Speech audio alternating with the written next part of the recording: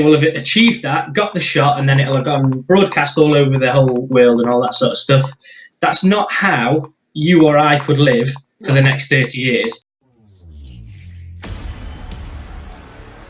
Welcome to the Mark Slight Nutrition Superhero Coaching Series. Watch as former world record holder and Great British indoor hockey coach Mark Slight talks to other top coaches, nutritionists, and athletes so that you can receive the best information in the business for free. Learn from the best coaches in the world so that you can look, move, and feel your best.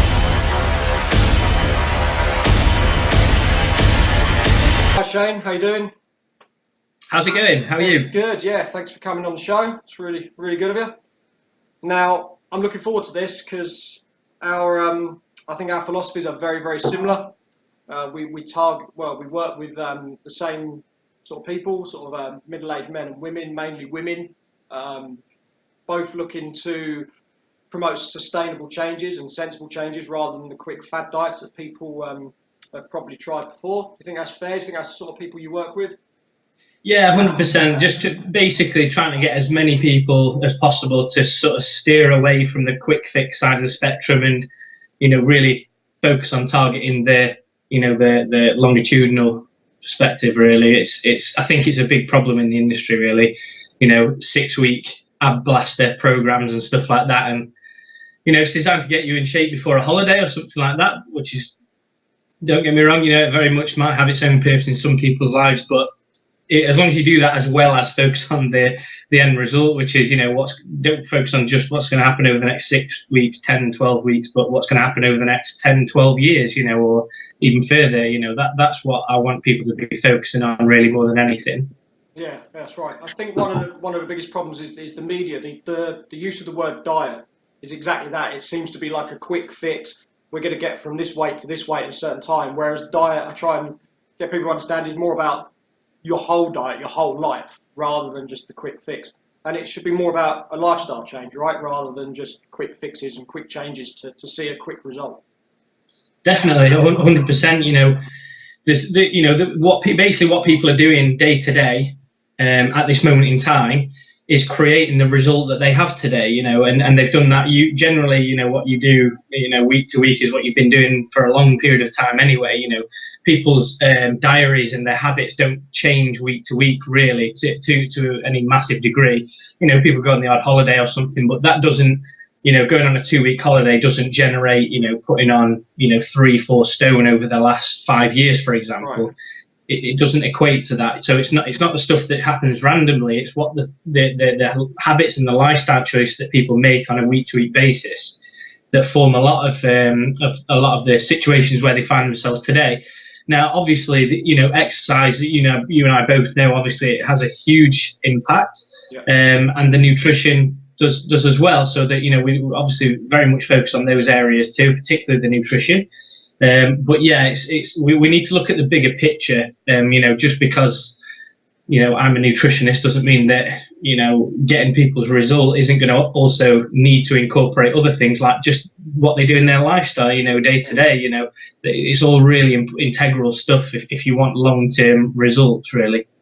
Yeah, I mean, I'm sure you get it as well. One of the most popular questions I get is that they're on a plan, on a program, they're trying to look after themselves, and they always say, I'm going out the weekend for a curry, I'm going out for a Chinese, what should I eat? Well, my answer is it shouldn't really matter that much if the rest of your diet is good. You should still be able to go out and enjoy your night without really worrying about your health and your diet too much that night. You can go out and have a good time, providing, again, this is why diets don't work, but if the rest of your lifestyle is continuously good, then it shouldn't matter about the odd night, because like you say, with a holiday, it doesn't happen all that often. You're not going out having nights every night, but once in a while, go out and enjoy it, right? 100%. I mean, this is the thing. People might go to, I don't know, every single Tuesday and Thursday they'll go to bingo or something, and then on Friday they'll go to the pub with their husband or their wife or whatever, and then on the Sunday they'll do the pub quiz, and then so. Don't get me wrong, individually they're not going to make that much difference, but because your lifestyle is very much around social habits that basically take you further away from your goals, and you do this regularly and consistently, then there's only one thing that's going to happen. So, you know, having those things still in your life, but in moderation, is definitely the key. But also trying to get involved with, you know, activities, for example, that are going to take you close towards your goals. So, you know, instead of, at the end of the day, a lot of, you know, let's say, for example, some of the women that I work with, and let's say that, hypothetically speaking, they would go to bingo a couple of times a week. They're only doing that to go and see their friends. They're not doing it for the bingo. They're literally just doing to see their friends. So, you know, they might have a dog or something, and their friend might have a dog. So, you know what? Let's go to the park and go for a walk. So it's like a double whammy. Not only are they not doing the thing that's taking them away from their goals, so, you know, all the plates of chips and snacks and stuff like that they have, or whatever, but they're taking that away and also adding that extra bit of exercising as well. So it's like a double whammy, really. So little, again, that's just one example. That is not going to change your life on its own, but doing 5 or 6 different things like that can make a big difference if you sustain that over, let's say, a 3-4 month period, and then you think, actually, Jesus, I can actually sustain this. You know, it's not that much of a tweak, but I could do this for a long time. You know, if not indefinitely, and that's the goal. You know. Yeah, I mean, that's something I was going to come to later, but we'll talk about it now. That it needs to fit around people's lives, and walking your dog for an hour, if you've got a dog, it's something you're going to have to do anyway. So going to like a personal trainer and him saying to you, you need to work out 5 times a week. It needs to be an hour and a half per session. You need to do this, this, and this. It's not feasible for a lot of people because they've got work, they've got family, and everything else fitting in around that. But like you say, them changes aren't going to change their life drastically in 12 weeks. But if they can put 5 different things in like that throughout their life that they can do every day or every week, over time, it's going to make a massive difference, you know? 100%. I'll definitely second that. I mean, one of the things that was interesting to me when I was in my final year at university, I took a look at some of the research at the time, and it was basically the idea of when people want to lose weight, they'll take a look at their diet and they'll make adaptations in there, which is obviously very important. But also, let's say they'll go to instead of going to the gym, not at all, they'll go to the gym 4 times a week, which is great, a very positive step forward without any shadow of a doubt, and it's very important. But you've got to think, you know, there's 168 hours in a week, and you're now, out of those 168 hours, dedicating 4 hours to the gym. Fantastic. Like we said earlier, great step forward.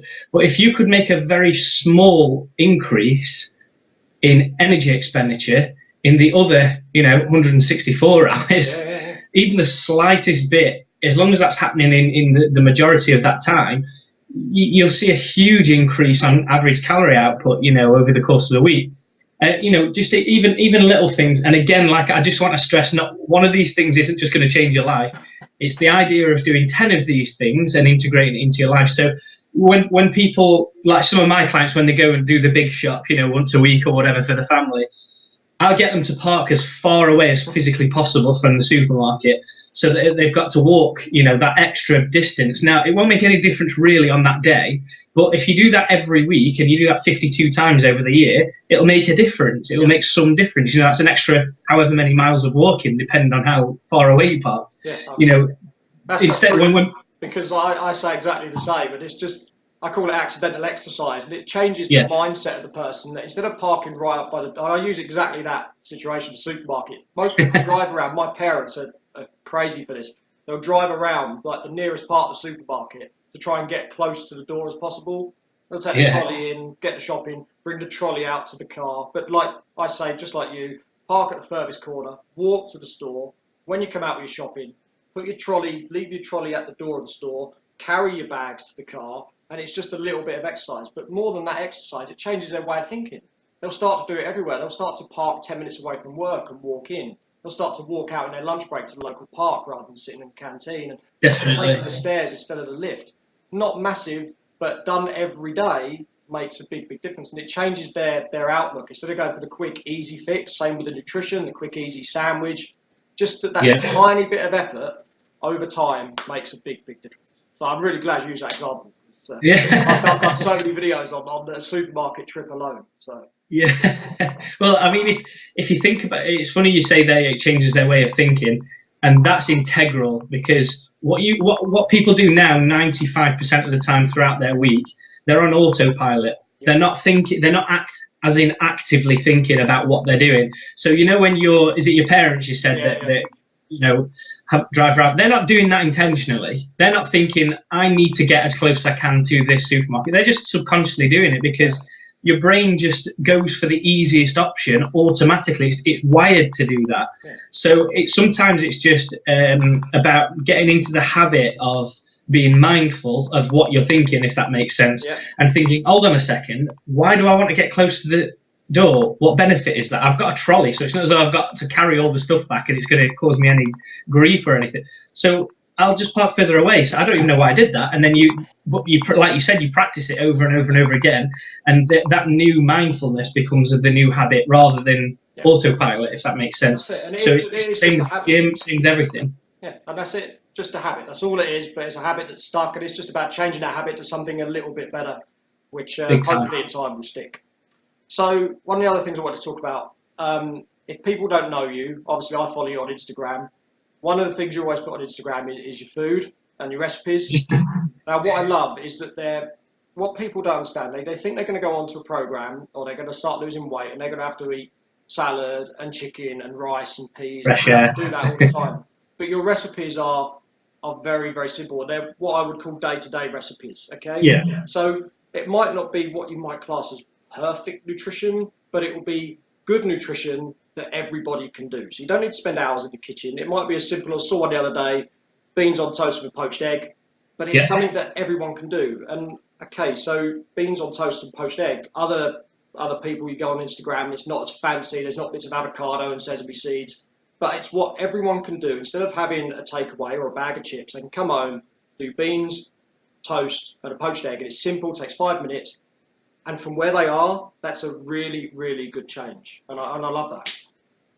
Definitely. I mean, this is the thing, you know, a lot of people, when they change their foods, they think they've got to have all this like catwalk type food where, you know, it's got all chia seeds sprinkled on it like Instagram guys do it. And it doesn't matter. It really doesn't matter. And it's funny because I was having this exact conversation about 2 hours ago with one of my platinum clients. And we were just on a call and we were talking about her food.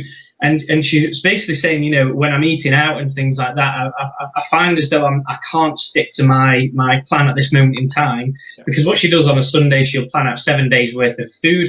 And let's say that's 28 different meals, you know, like 4 meals per day over the week. And if she doesn't stick to every single one of those perfectly, in her head, she's like, oh my God, I failed. And it doesn't work like that. I'm a nutritionist. I don't even eat perfectly.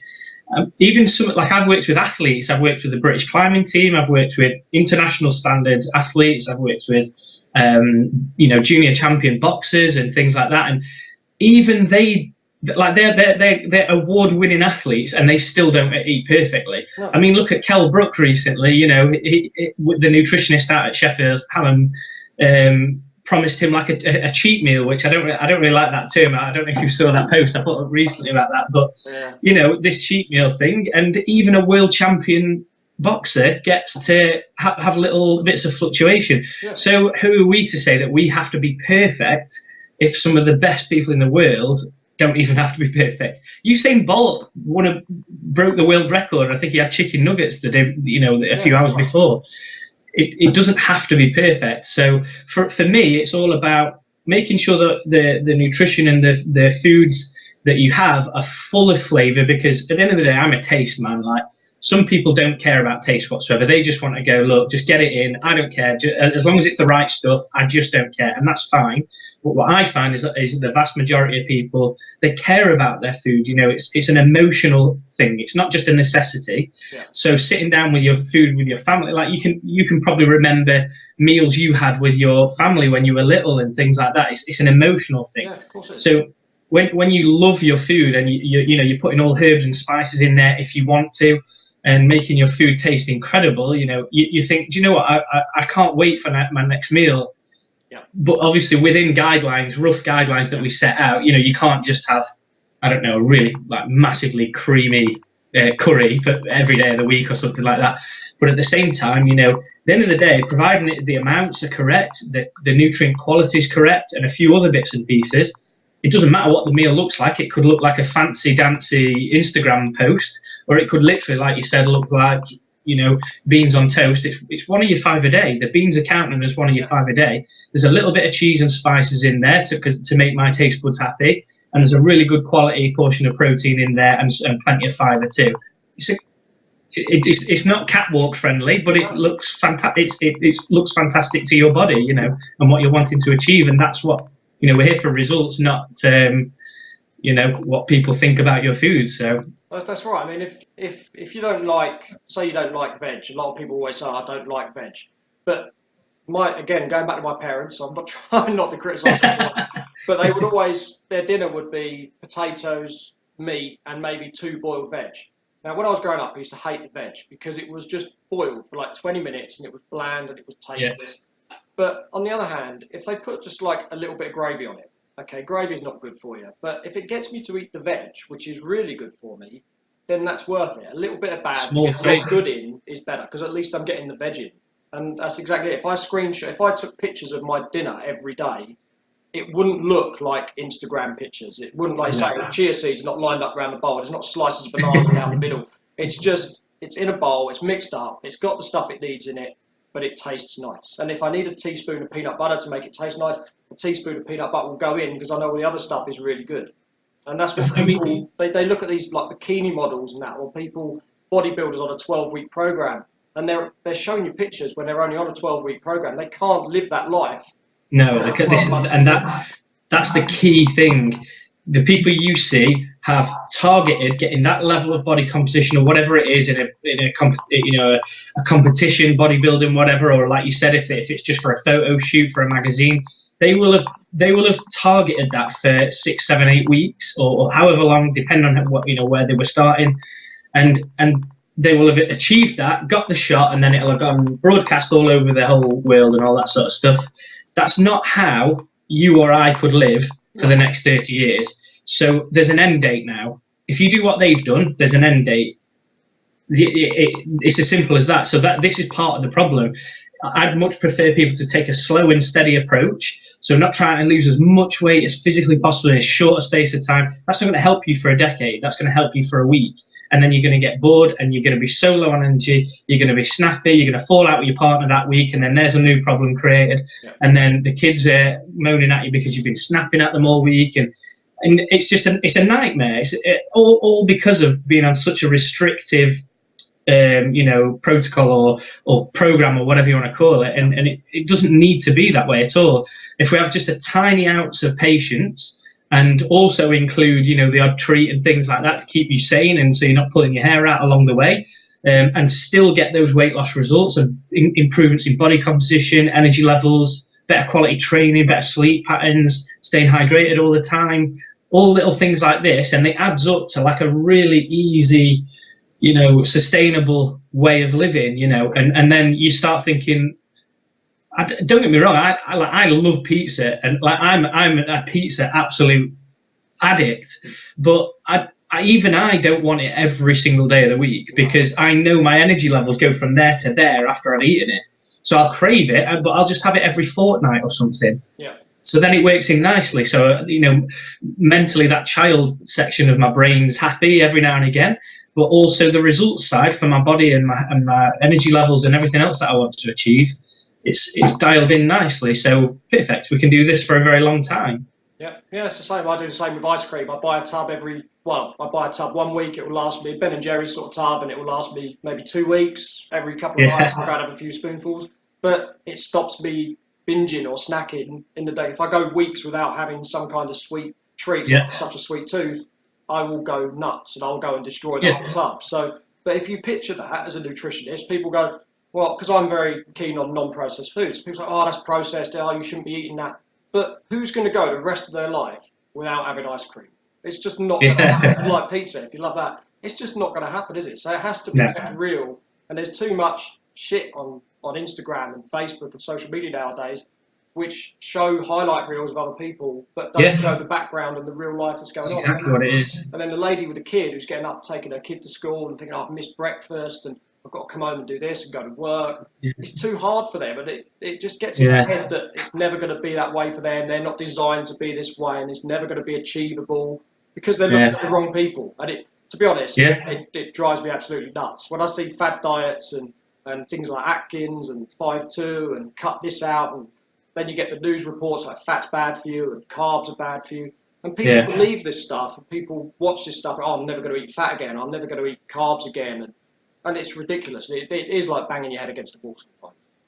Yeah, definitely. And this is quite a challenging part in in my world, because you've got the news that recently released an article or a story about Diet Coke, and it was like, it's not the enemy, would you believe? And I'm thinking, it never was. Why is it even being covered, this? I don't understand. So, but then, like you said, there's other, you'll go into Women's Health magazine and it'll say, look at this, celebrity endorsed beautiful low fat yogurt, and we think, sorry, what is wrong with fat? Well, you need it. It acts as an antioxidant. It acts in so many different ways to assist you in, loads of it. Like, it has anti-inflammatory properties. It helps your brain function. It helps your joints. It helps, why is this being demonized? Just because we have the same name for the fat that's stored in our body, for the fat that we consume, doesn't mean that those two are in relation at all.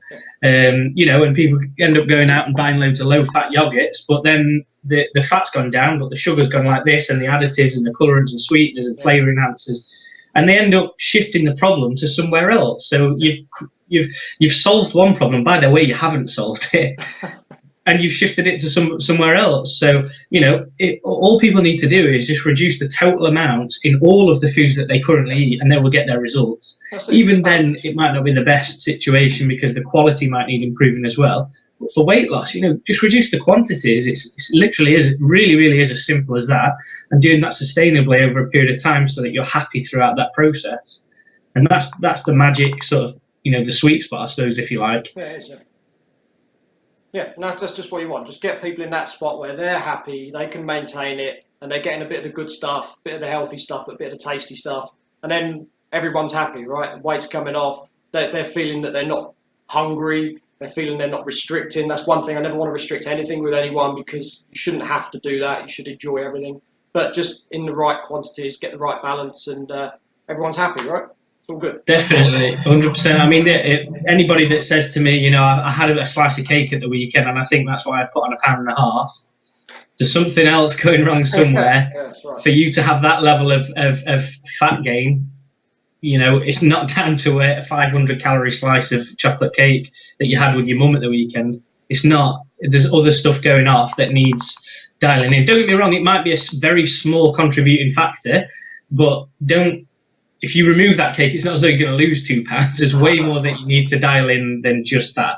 So, I totally agree. Having those treats can easily be included, and as long as you're getting your results and enjoying the process every step of the way, that's gold dust. That's you opening the treasure chest, really, isn't it? Yeah, that's what everyone's looking for, I think. So, big time. Okay, that's brilliant. Well, hopefully that will get through to a few people, and hopefully people understand that it is about small, longer-term changes rather than the quick 5-6 week fads. And hopefully, if that can help one person understand that, then that's all good. Happy days. Yeah. Well, thanks very much for your time, Shane. That was a brilliant chat. No problem at all. It's my pleasure. As long as it helps, like somebody like you said, that's the main thing. It's as simple as that. So thanks for inviting me. Brilliant. Thanks a lot. I'll speak to you again soon. Take care, buddy. Bye. All the best. Hi guys, it's Mark here. Hope you enjoyed that episode. And if you have found the information in this episode or any other episode in the Superhero series useful, remember, I am always here for you if you would like more information. If you would like to know a little bit more information, or you'd like to come into one of my programs or work with me one-to-one, you can contact me via the details that are currently on the screen. And remember, I'm always here to help wherever I can, and you can download your own free guide to the 9 essential steps to fat loss in the show notes. And don't forget to subscribe to my channels to see the new episodes as they are released. Take care everyone, and I'll see you in the next episode.